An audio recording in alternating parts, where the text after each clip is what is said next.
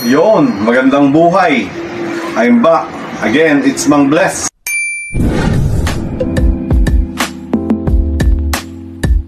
Para sa Real Talks.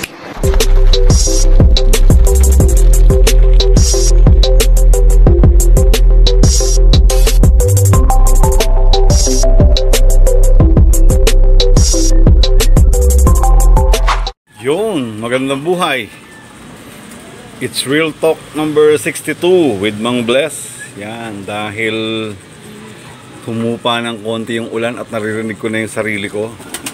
Ang word for today natin ay diligent, o in Tagalog ay kasipagan. Dahil sa panahon po ngayon, lalo na sa ganitong panahon mismo, literal, na nag-uulan, talagang kailangan nyo pong dagdagan ang inyong kasipagan. Unang-una, siyempre ito rin po yung panahon na talagang nakakatamad, lalong-lalo na kung hindi nakadesign yung loft nyo na nasa labas at nauulanan kayo. Siyempre mabilisan po yan. Ano pa ang kailangan yung sipagan, lalong-lalo na po sa paglilinis. Kung hindi rin po nakadesign yung loft nyo na hindi sila mabilis malinisan, ay may mga sapin, dyan nyo rin po ma-double check ang inyong sipag na dapat abangan nyo na kada basa nyan ay linisin nyo. Dahil yan ang pag nag-mix plus yung mga dumi ng kalapati nyo o miski yung powder lang, yan po yung number one source ng bacteria. At syempre pagkatapos ng bacteria ay sakit na. Yan. Ano bang kailangan natin kasipagan? Syempre sipagan din natin sa pag-obserba, no? Habang nandito ako sa ating breeder's loft, yan, dinouble check ko rin habang sinisipag ako yung list ng mga donation birds. Nagpisaan na po sila. Yung iba po ay sisingsingan ko na, hindi po naman yan sabay-sabay, kaya i-update ko po yung iba na mga nakabid. Again, thank you at shout out sa inyong mga mabubuting puso at hangarin na pagtulong.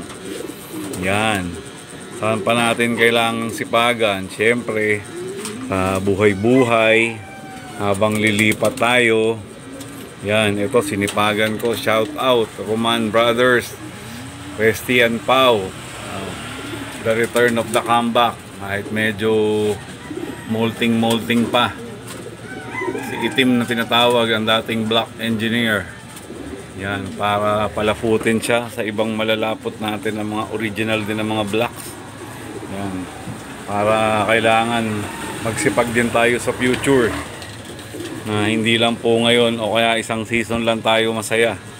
Kailangan mag-prepare din po tayo sa future ng ating team, ng ating breeder, na kapag alam nyo na yung kung paano yung source at kung paano masustain o ma-maintain, o kung tawagin nila ay consistency, may backup po tayo dapat napapalit, dahil hindi po yan forever. May mga bagong susulpot na mga kailangan natin ng producer uli. Baka mawala na yung ating click pairs, wala na tayong maikwento kundi yung mga dati pa rin. Lipat muna ako sa Flyers Loft dahil sipagan din natin mag-check. Yan, dito tayo sa Flyers Loft. Yan, na-review ko na rin ang kanilang mga droppings, kung mga ilan kong pang north.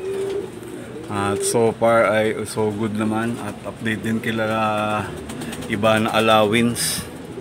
Yung mga nalawin ay okay na. Yan, check po natin lagi. Yan, kahit medyo matagal, yan, kung medyo tamad-tamad tayo, yan, sipagan natin na mag-set up ng maganda, na kahit hindi tayo makapagkutkot, yan, nandiyan pa naman yung mga tae. Unang-una sabi ko lagi ay ang immunity nila. Yan, unang-una rin yung pong sipagan ni check yung mga ilong nila, kung may madungis. Yan, at ito, may pectus din po yan, kaya black ang aking sahig. Yan, pag minsan sinipagan nyo lang makinig, may matututunan tayo. Yan. At itong aking rotation, stock bird, narito naman po, mga barako naman nandito. Binaba ko naman sila dahil mga hen naman yung naroon sa mga flying pen sa harap. Yan, nandito lang sila at relax din naman, no? Hindi natin sila kailangang ilabas na yung sinasabi ng iba na babad-babad. Minsan i-justify lang nila yung hindi nila kasipagan sa pag-set up ng proteksyon. Sa akin natutunan, hindi po nyo pinapatibay yan. Minsan hinahanapan nyo lang ng sakit at pagkakagastosan. Kung properly ang ating yan, habang bumubuhos ang ulan, yan, minsan may mga backflow ng tubig, kaya enclose. Walang lalabas kapag malakas ang ulan. Gaya ng sinabi ko, timingan lang. Kapag not so good na, hindi na po natin sila pinapalakas. Tinotorture na po natin ang ating mga kalapati niyan.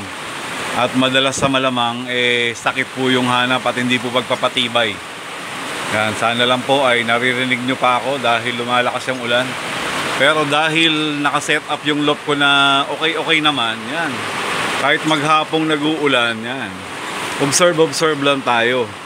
Kahit yung iba ay nagmamadali na at bumabaho na yung kulungan nila.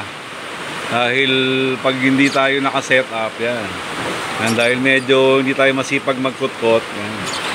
Meron tayong sapin. At may exhaust. Una ay patay muna yan para chine-checking ko lang minsan. Medyo na yung aking sa pang-amoy. Para malaman ko kung merong kailangang i-correct. Pero ngayon, so far, good naman po yung amoy dito sa aking lock. Yan. So minsan sa sipag, syempre hindi mawawala ang inyong safeguard, ang inyong konsensya. Kailangan talaga rin natin ng mga sipag sa buhay-buhay. At yung sipag na po na yan, talagang naiipon po yan at meron po tayong mga aanihin sa kasipagan natin. Yan.